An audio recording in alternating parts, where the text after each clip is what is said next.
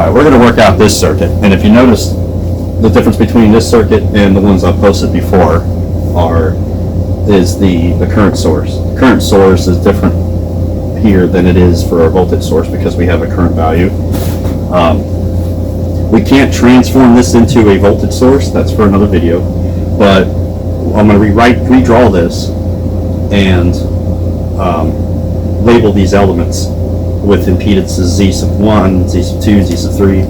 We're trying to find this current flowing through RA. And let's say this is X of C2, because I didn't have that written. So when I redraw this, we have I, and that comes into, let's say, Z sub 1. And then we have here Z sub 2. We have our ground. And then here we have Z sub 3. And then we have Z sub 4 and Z sub 5 is in parallel with that. The resistor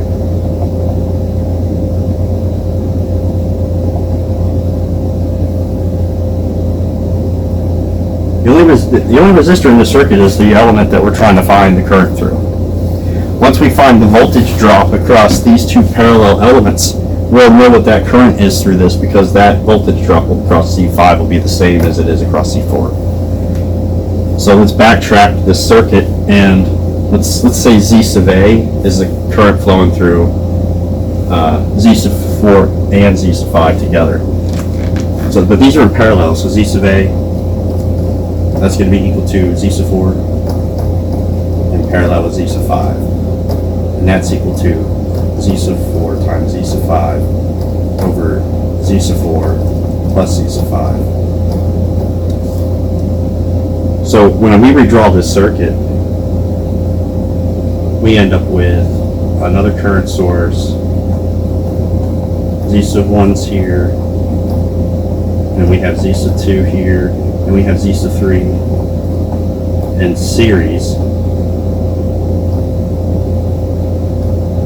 This is a Z of 3.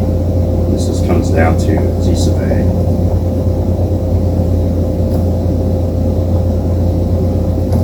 Notice that when you do the combination of that, Z sub 3 becomes in series with Z sub A, so we can make Z sub B these two series combinations. So if I redraw the circuit down here, this is I, here's our Z sub 1, here's our Z sub 2, and then here, whoops, here we have Z sub B. And look at that, now we have another parallel combination. These two in parallel would be Z sub C. And right here we could say Z sub E is equal to Z sub 3 plus Z sub A. So that's what the Z sub E is. But then now we want to do Z sub C, and that's equal to Z2 in parallel with Z sub E, which is equal to Z2 times Z sub E plus, divided by Z sub 2 plus Z sub E. That's the parallel combination. So when we redraw the circuit, we can actually say that the total impedance here is going to be Z sub 1 plus Z sub C. So Z sub T, the total impedance is equal to Z sub 1 plus Z sub C. And here's the diagram for the final circuit. And I'll just redraw it with Z sub 1 in here so you can see that. You're going to add these together to get Z sub T. Now all you got to do is just plug in the values. And fortunately, we have really low values.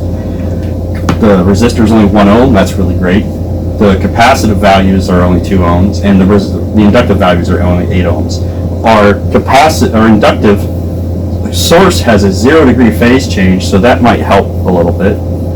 Maybe not, but we also have 0.5 amps, which is not 1 amp, it's still a decimal value, but we can still work with that because the rest of these values are pretty reasonable. If we wanted to work with 1 amp, we can multiply every other value by 2, and we'll still get the same answer. However, I'm going to work on the math on the big board.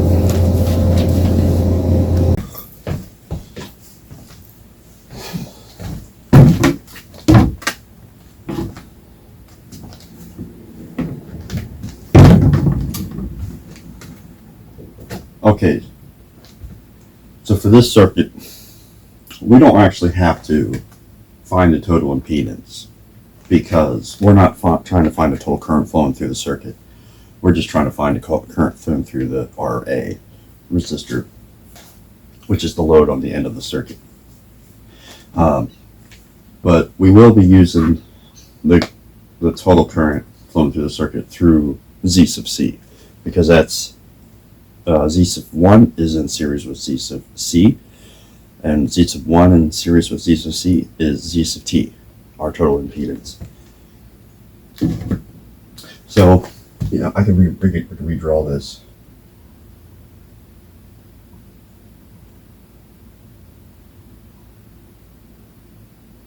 Z sub T. So we want to find this total current flowing through here, right? And we know that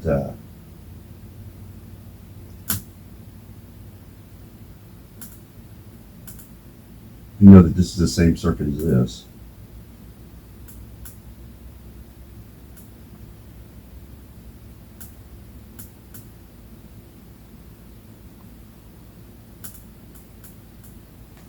We had the same current flowing through here. So these two elements is the same as I. So we just got to figure out that voltage drop is here and then work our way back out. Before we do that, over here, let's figure out what Z sub A is, and Z sub B and Z sub C, because we don't need to find the total impedance. Z sub A is Z sub 4 in parallel to Z sub 5. So Z sub 4 is 2 ohms at an angle of negative 90 degrees, and that's times 1 ohm at an angle of 0 degrees. And we're going to take the use the Pythagorean theorem and take the inverse tangent of these values in order to find the degrees for it.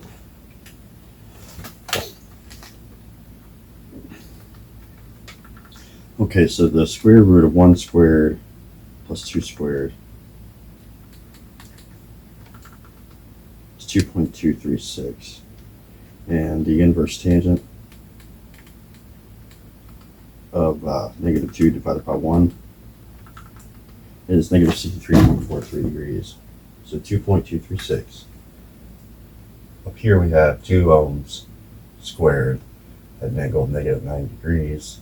Down here we got 2.236 ohms at an angle of negative 63.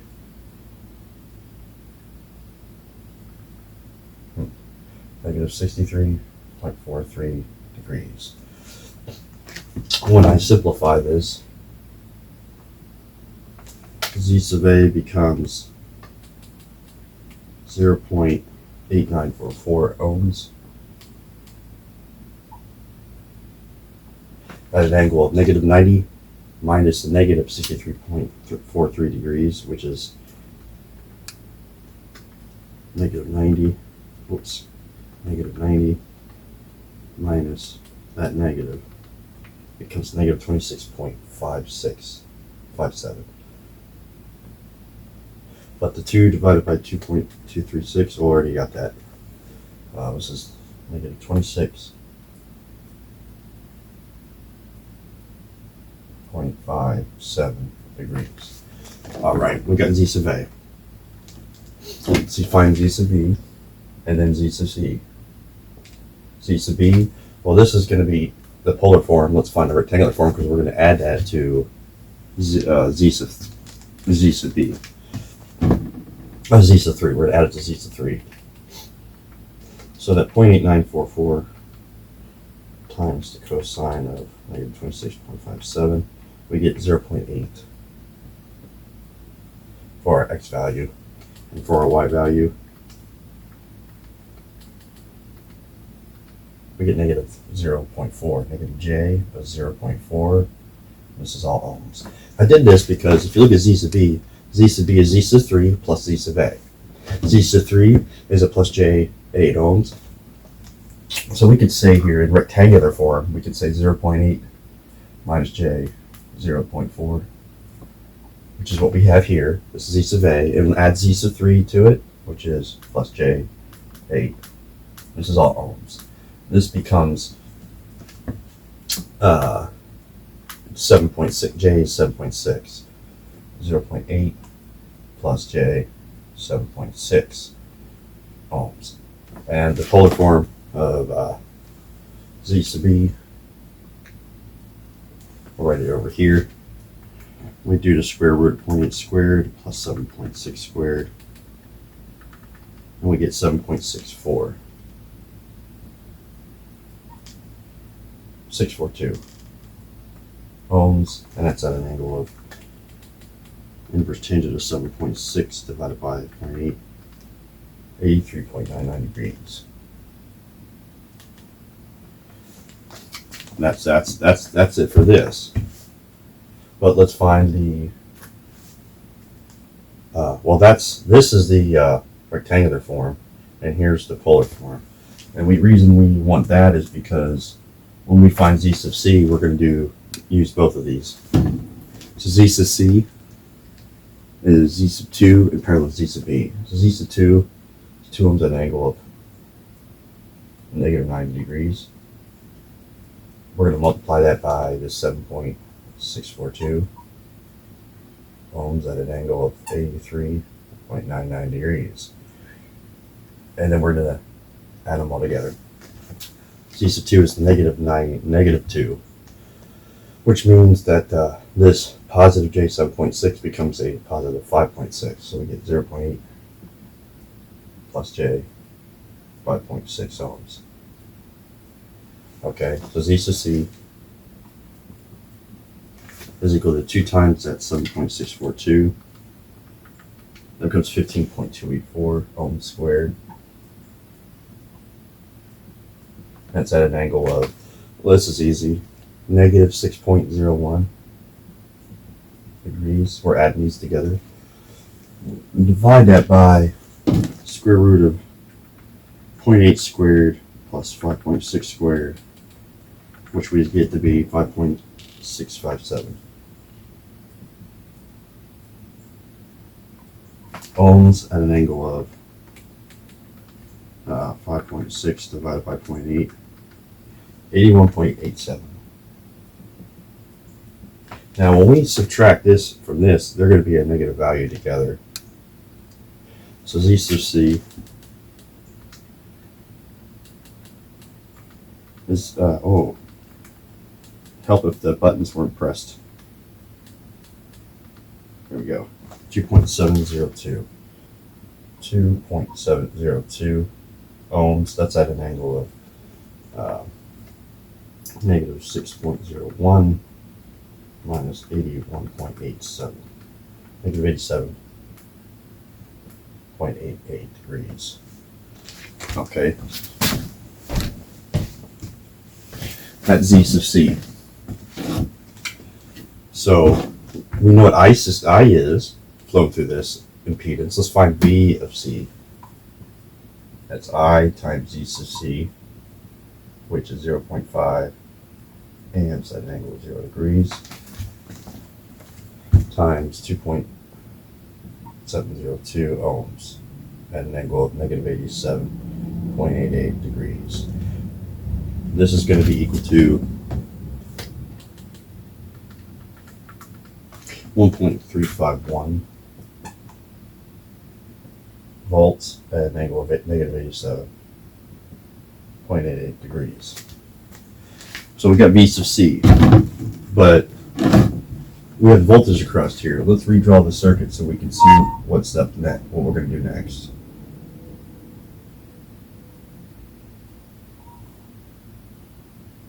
Z sub 1. This would be Z sub 2. Our ground down here. And then here we have Z sub B. That's what we're calculating. This here is V sub C, this point. It shares the same voltage across these two loads right here. That means that we know the voltage drop across V sub C. We know the voltage drop across V sub B. So V sub C is equal to the voltage drop across V sub B. Therefore, IB is equal to VB over Z sub B, which is equal to 1.351 volts. And that's going to be an angle of negative 87.88 degrees. Let's divide that by Z sub B. We calculated that to be 7.642 ohms. And that's going to be an angle of 83.99 degrees. So take that voltage and divide it by that impedance.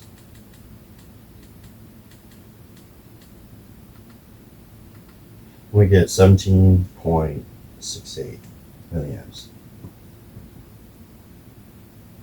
And we take this negative 87 and we subtract it by that. Negative 87.88 minus 83.99.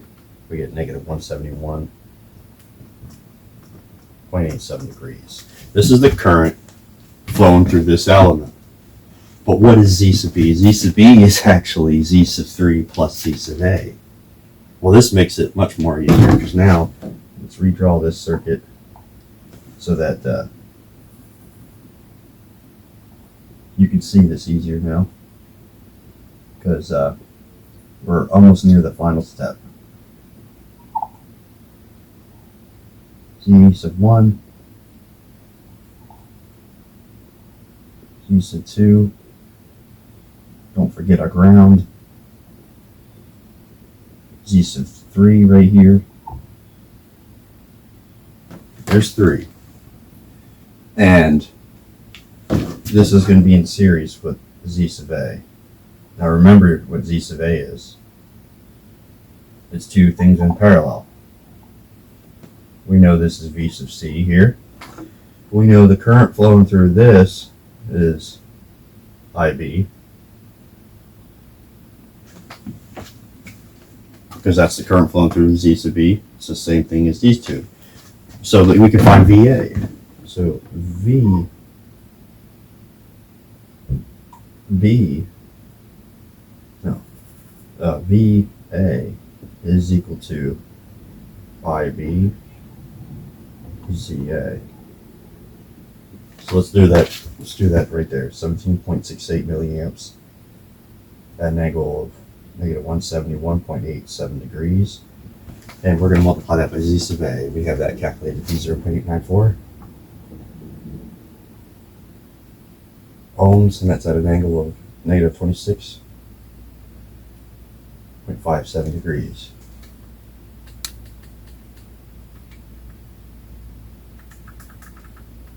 Then we get 15.8. The voltage across A, the Z sub A, is 15.8 millivolts. And that's at an angle of negative 171.87 minus 26.57. Negative 198.4 degrees. This is a voltage across Z sub A, but we're looking for the voltage drop, or the current through RA. I'm going to redraw this circuit the final time right here. Here's our I. Here's our Z sub 1. Here's our Z sub 2. Here's our ground. This is, remember, this is the voltage across V sub C is right here. And then we have Z sub 3, Z sub 4, and then here we got Z sub 5. Now, we said that this voltage, V sub A, is right here. Okay. Notice that this is the same, this is RA right here. This voltage is the same here. All we got to do is figure out what that current is, and we have the problem solved. But it's pretty simple, because we're looking at, this is 1 ohm at 0 degrees. So whatever this is divided by that is going to be the same answer, because you can see that it's 15 divided by 0.8 divided by 1. IA, which is equal to the current through RA, is equal to VA divided by Z. Oh, let's not do ZA, let's do Z sub 5. And that's also equal to VA divided by RA. So IA is equal to 15.8 millivolts, and then go to 198.4 degrees divided by 1 ohm at an angle of 0 degrees. Our current for this problem, the answer to this problem is 15.8 milliamps at an angle to 198.4 degrees. Here's in the box the final answer.